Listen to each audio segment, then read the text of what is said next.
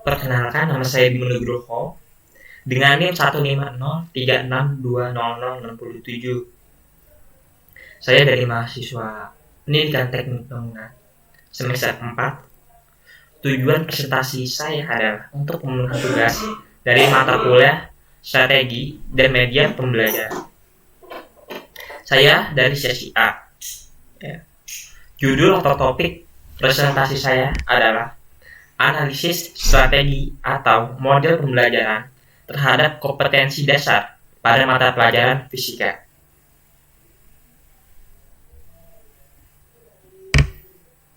Yang pertama, ada 3 materi yang akan dibahas dalam presentasi saya. Yang pertama, menjelaskan kompetensi dasar. Yang kedua, yaitu model atau strategi pembelajaran. Yang ketiga, ada kesimpulan. Next ya. Selanjutnya, pendahuluan. Sekolah menengah kejuruan atau dapat disingkat dengan SMK dapat didefinisikan sebagai salah satu bentuk satuan pendidikan formal yang menyelenggarakan pendidikan kejuruan pada jenjang pendidikan menengah. Tujuan dari pendidikan kejuruan yaitu dapat menyiapkan siswa yang siap baik dari segi pengetahuan maupun keterampilan untuk memasuki dunia kerja dan dapat bekerja secara profesional. Kompetensi dasar atau mata pelajaran yang saya pilih yaitu fisika. Mengapa saya memilih fisika? Karena mata pelajaran fisika memiliki potensi yang sangat besar dalam mengembangkan kemampuan berpikir kritis bagi siswa dalam memecahkan suatu masalah.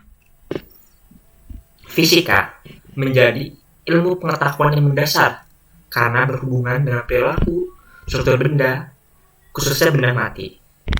Saat ini, manusia begitu dimudahkan oleh berbagai macam teknologi yang ada. Teknologi dalam bidang transportasi memungkinkan manusia dapat berpergian jauh dalam waktu yang wajar. Pesawat terbang, kapal laut, kereta api, bus, mobil, motor, dan sepeda adalah beberapa alat transportasi yang telah diciptakan manusia. Dengan adanya alat transportasi ini, manusia bisa berpergian dari suatu tempat ke tempat lain dan berhubungan dengan banyak orang di berbagai tempat bumi. Semua teknologi transportasi ini tidak akan mungkin berkembang dan tercipta tanpa adanya landasan ilmu pengetahuan yang mendukungnya. Landasan ilmu bagi semua teknologi ini tidak lain adalah ilmu pengetahuan alam atau khususnya fisika dan matematika. Fisika juga dapat memberikan penjelasan ilmiah dan masuk akal dari suatu peristiwa alam atau faktor-faktor yang membutuhkan alasan atau penjelasan. Sebagai contoh, seorang insinyur yang ingin merancang sebuah jembatan tentu harus memperhitungkan segala sesuatunya agar jembatan yang dibuat nantinya akan kuat dan tahan terhadap gangguan fisik. Perhitungan itu tentu saja mencakup semua teori dan konsep fisika yang berlaku untuk jembatan itu dan menggunakan model-model matematika yang sesuai. Teori di fisika akan selalu digunakan dalam pembuatan dan pembentukan teknologi baru. Dan inilah alasan kenapa fisika bersama-sama dengan matematika disebut sebagai ilmu dasar. Prinsip, teori, dan konsep yang digunakan dalam bidang keilmuan dan teknologi yang ada. Kompetensi dasar yang saya pilih adalah 3.2, yaitu memahami konsep usaha, energi, daya, dan efisiensi dalam kehidupan sehari-hari. 4.2, melakukan percobaan untuk menentukan usaha pesawat sederhana. 3.2 itu adalah dari pengetahuan dan 4.2 itu dari keterampilan. Selanjutnya, model pembelajaran apa sih yang cocok dengan mata pelajaran fisika ini? Menurut saya, model pembelajaran problem-based learning ini sangat cocok digunakan dalam pembelajaran mata pelajaran fisika ini. Model pembelajaran ini dapat menekankan belajar siswa dengan memberikan sebuah contoh kasus permasalahan yang melibatkan keterampilan berpikir kritis siswa dan melibatkan proses menganalisis berdasarkan permasalahan yang sebenarnya.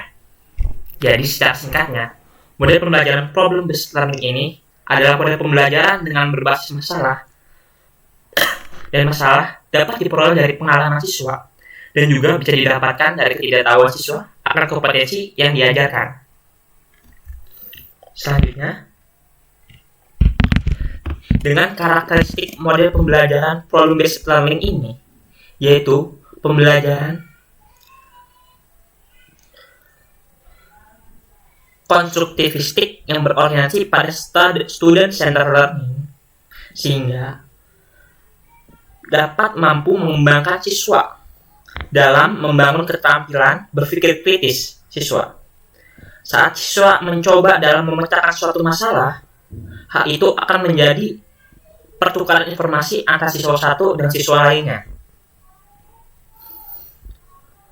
Peran guru di sini adalah sebagai fasilitator, di mana guru dapat mengarahkan siswa dalam permasalahan tersebut, sehingga siswa dapat berdiskusi dengan tetap fokus pada tujuan pencapaian kompetensi tersebut. Next. Selanjutnya ada penggunaan media teknologi dalam proses pembelajaran. Dalam proses pembelajaran, sehingga dapat berjalan sesuai dengan tujuan, sangat dipengaruhi oleh beberapa faktor. Salah satunya penggunaan media pembelajaran yang tepat saat proses pembelajaran, yaitu meliputi tulisan, gambar, suara, animasi, dan video. Dapat disimpulkan, dengan penggunaan media pembelajaran yang tepat saat proses pembelajaran sangat berkontribusi positif terhadap hasil pembelajaran siswa. Banyak sekali manfaat yang didapatkan dalam proses pembelajaran, seperti proses pembelajaran dapat berjalan menjadi lebih interaktif, dan pengajaran yang dilakukan oleh guru pun lebih menarik, sehingga siswa tidak merasa bosan. Pendidikan kejuruan harus mampu dalam memberikan kompetensi pembelajaran yang sesuai atau dibutuhkan dunia kerja bagi siswa SMK saat ini. Tidak dapat dipungkiri bahwasanya pendidikan kejuruan ini mengalami perkembangan dari waktu ke waktu mengikuti perubahan dunia kerja. Dan dengan model pembelajaran problem-based learning ini, siswa diharap dan dituntut dapat mengembangkan pengetahuan dan keterampilannya sehingga dapat bersaing di dunia kerja. Next. Selanjutnya ada kesimpulan. Pelaksanaan pembelajaran yang dilakukan oleh guru terhadap siswa harus terlaksana dengan baik. Guru selain harus menguasai materi yang diajarkan, juga harus dapat memberikan strategi yang tepat dalam proses pembelajaran tersebut, sehingga proses pembelajaran tersebut dapat berjalan dengan baik.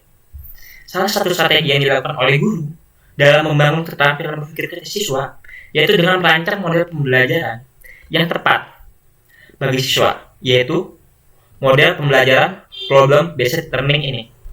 Secara singkatnya, model pembelajaran problem-based learning ini adalah model pembelajaran dengan berbasis masalah, dan masalah yang diperoleh dapat dari pengalaman siswa dan juga bisa didapatkan dari ketidaktahuan siswa akan kompetensi yang akan diajarkan. Next. Ya, terima kasih. Saya tutup presentasi singkat dari saya. Kurang lebihnya mohon maaf. Wabillahi taufiq wal hidayah. Wassalamualaikum warahmatullahi wabarakatuh. Terima kasih.